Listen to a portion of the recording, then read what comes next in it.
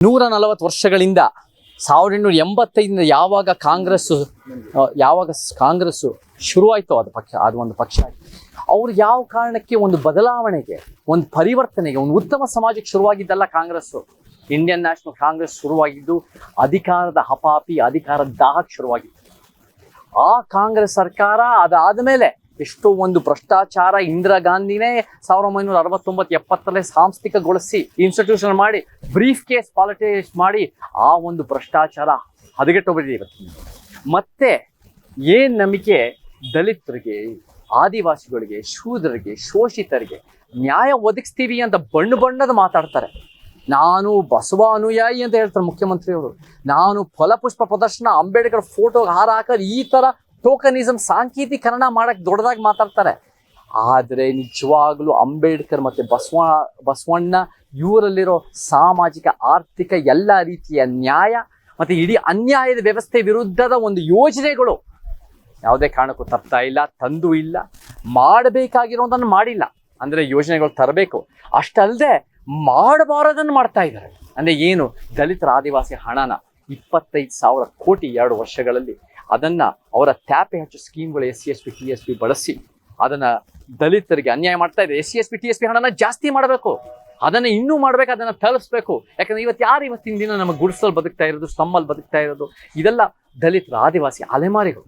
ಅದನ್ನು ಮಾಡೋದು ಬಿಟ್ಟು ಅವರ ದುಡ್ಡನ್ನ ಕಿತ್ಕೊಂಡು ನೀವೇನು ನಿಮ್ಮ ಶ್ರೀಮಂತ ಇದೇನಾಗ್ಬಿಟ್ಟಿದೆ ಅರ್ಥ ಮಾಡ್ಕೊಳ್ಳಿ ಸ್ನೇಹಿತ. ಈ ವ್ಯವಸ್ಥೆ ದಲಿತರು, ಆದಿವಾಸಿಗಳು, ಬಡವರು, ಮಹಿಳೆಯರು, ಶ್ರಮಜೀವಿ, ಕಾರ್ಮಿಕರು, ಅಲ್ಪಸಂಖ್ಯಾತ, ಶೂದ್ರರು ಎಲ್ಲರ ವಿರುದ್ಧ ಇರೋ ಒಂದು ವ್ಯವಸ್ಥೆ. ಶ್ರೀಮಂತರು ಆಳುವ ವರ್ಗದ ಪರವಾಗಿರೋ ಈ ವ್ಯವಸ್ಥೆ, ಅದನ್ನ ಅವರು ನ್ಯಾಯ ಒದಗಿಸೋದು ಸಮಾಜ ತರದ್ ಬಿಟ್ಟು ಇನ್ನೂ ದಲಿತ ವಿರೋಧಿ, ಇನ್ನೂ ಆದಿವಾಸಿ ವಿರೋಧಿ, ಇನ್ನೂ ಬಡವರು ವಿರೋಧಿ ಗಟ್ಟಿಗೊಡ್ತಾ ಇದ್ದಾರೆ ಮುಖ್ಯಮಂತ್ರಿ ಸಿದ್ದರಾಮಯ್ಯ ಅವರ ಯೋಜನೆಗಳ ಜೊತೆ.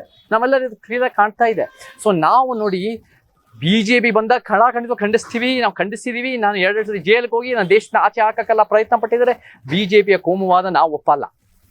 ಆದರೆ BJPನ ಮಾತ್ರ ನಾವು ವಿರೋಧ ಮಾಡಲ್ಲ. ಕಾಂಗ್ರೆಸ್, JDS ಯಾರು ನಮಗೆ ಈ ಅಸಮಾನತೆಯ ವ್ಯವಸ್ಥೆನ ಗಟ್ಟಿಗೊಳ್ತಾರೋ ಅವರೆಲ್ಲ ನಮಗೆ ಶತ್ರುಗಳು. ಆ ಒಂದು ವಿರೋಧ ಪಕ್ಷ ಅಲ್ಲ, ನಾವು ಸ್ವಾರ್ಥಕ್ಕೋಸ್ಕರ ಇಡೀ ಅನ್ಯಾಯದ ವ್ಯವಸ್ಥೆ ವಿರುದ್ಧ ಶಕ್ತಿ ಅದು ನಮ್ಮ ಸಮಾನತಾವಾದಿಗಳು, ಅದು ನಮ್ಮ ನ್ಯಾಯದ ಪರವಾದಿಗಳು, ಕರ್ನಾಟಕ ಅಹಿಂದ ಸಂಘಟನೆಗಳ ಒಕ್ಕೂಟ.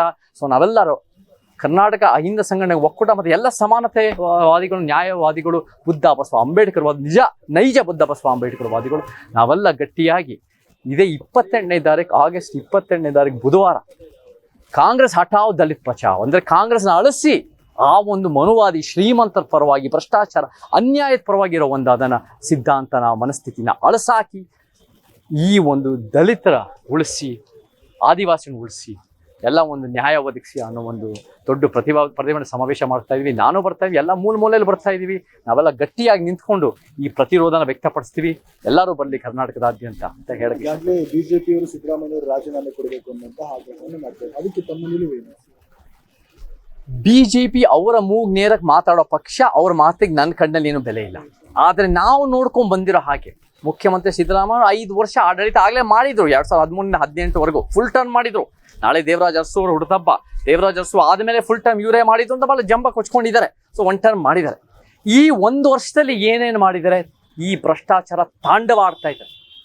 ಕೃಷಿ ಸಚಿವರು ಚಲುವರಾಯಸ್ವಾಮಿ ಅವ್ರದ್ದು ಭ್ರಷ್ಟಾಚಾರ ಶುರುವಾಗಿ ಕಾಂಟ್ರಾಕ್ಟರ್ಸು ಅದು 40% ಜಾಸ್ತಿ ಆಗಿ 187 ವಾಲ್ಮೀಕಿ ಹಗರಣ, ಮೂಢ ಹಗರಣ, ಇವ್ರ ಮೇಲೆ ವೈಯಕ್ತಿಕ ಟ್ರಾನ್ಸ್ಫರ್ದೊಂದೇ ಪರಶುರಾಮ್ ತಾಂಡವ ಆಡ್ತಾ ಇದೆ.